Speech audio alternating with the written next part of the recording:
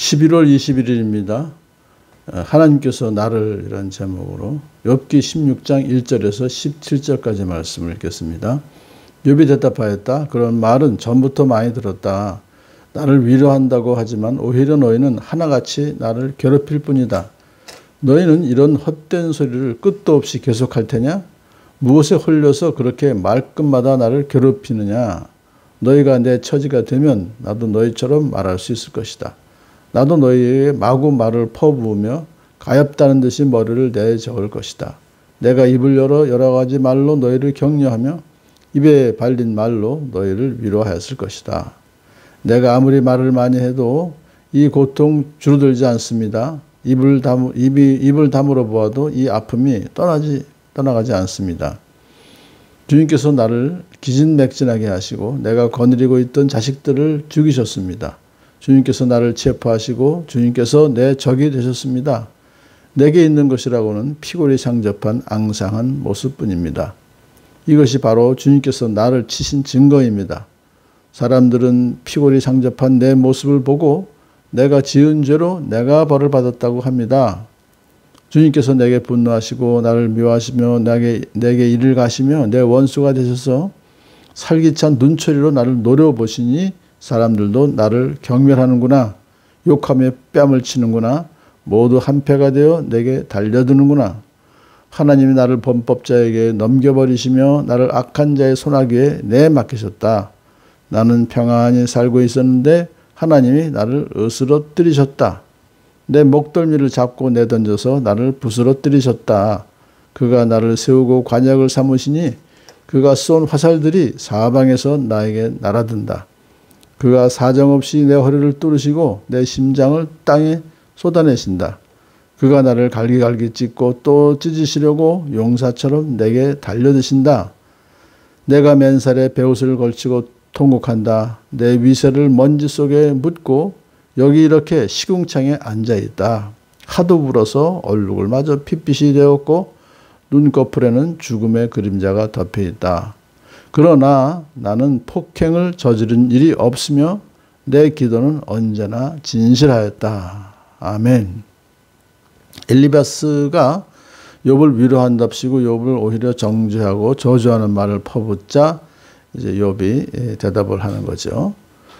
더 이상 나를 위로한답시고 나를 괴롭히지 좀 말아라. 언제까지 너희들은 헛된 소리를 할 거냐? 헛된 소리 그만 집어치워라. 하면서 이제 일가를 했어요. 그러니까 그들을 더 이상 이제 친구들 참 위로한답시고 하는 말 안 듣겠다 이거죠. 자, 그러고서 이제 욥이 하나님께 나아갑니다. 그래서 하나님을 향해서 자기의 처지를 이렇게 호소하죠. 내가 아무리 말을 해도 이 고통이 줄어들지 않습니다. 입을 다물어 보아도 이 아픔이 떠나가지 않습니다. 그러니까 어떻게 해도 아프다는 거예요.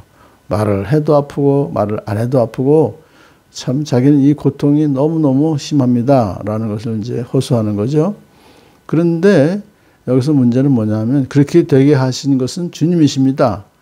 주님께서 5번이나 반복해요. 그러면서 이제 주님께서 하신 일이 뭐냐 하니까 나를 기진맥진하게 하시고 내가 거느리고 있던 자식들을 죽이셨습니다.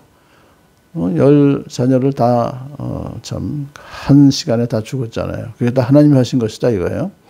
주님께서 나를 체포하시고 주님께서 내 적이 되셨습니다. 그러니까 주님이 내 적이 되셨으니까 이렇게 나를 고통스럽게 하는 거 아니겠습니까? 그런 거죠. 남은 것은 지금 다 없어지고 남은 것은 피골이 상접한 앙상한 모습뿐입니다. 완전히 뭐 시궁창에 이제에서 지금 고생하고 있는 그 모습을 보고 사람들은 피골이 상접한 내 모습을 보고 내가 지은 죄로 내가 벌을 받았다고 합니다. 이렇게 하나님께 이제 호소하는 거예요. 이 얘기는 뭐냐면 피골이 상접한 모습을 제3자가 보는 친구들이 그런 거 아니에요?